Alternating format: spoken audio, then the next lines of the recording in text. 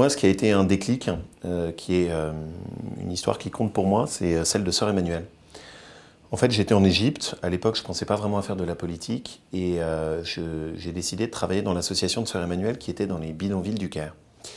Et Sœur Emmanuelle me reçoit et elle me dit « Est-ce que tu te rends compte de tout ce que tu as reçu dans la vie et de toute la chance que tu as ?»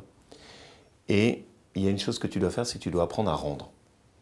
Et d'une certaine manière, je pense que c'est une des choses qui m'a motivé. Après, la politique, il y a plein d'autres choses plus compliquées qui se mettent autour.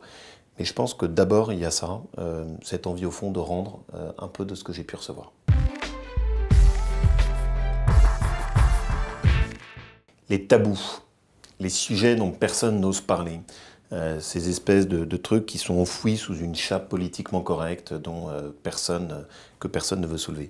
Les classes moyennes, un thème qui est considéré ou qui était considéré comme politiquement correct.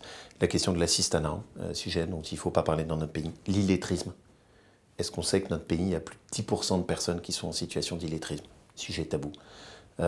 Les sujets comme la formation professionnelle et le fait qu'elle finance toute une série d'organismes parasyndicaux qui servent à tout sauf à former des demandeurs d'emploi. Voilà, moi c'est ces tabous qui m'énervent. J'y ajouterai un dernier, c'est la question du protectionnisme.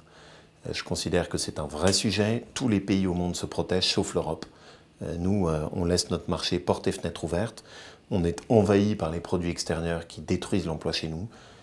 Une de mes vocations, en tout cas, c'est comme ça que je veux concevoir mon engagement politique, c'est secouer ces tabous. Cette espèce de chape de plomb qui fait qu'on a des politiques qui disent plus rien.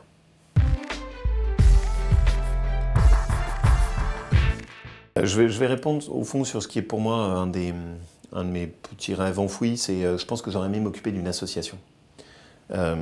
Et je vais expliquer pourquoi. En politique, ce qui est parfois dur à vivre, c'est que les gens ont toujours le sentiment que vous faites ça par intérêt, que vous avez toujours une arrière-pensée, que vous êtes toujours à veiller à votre petite carrière personnelle.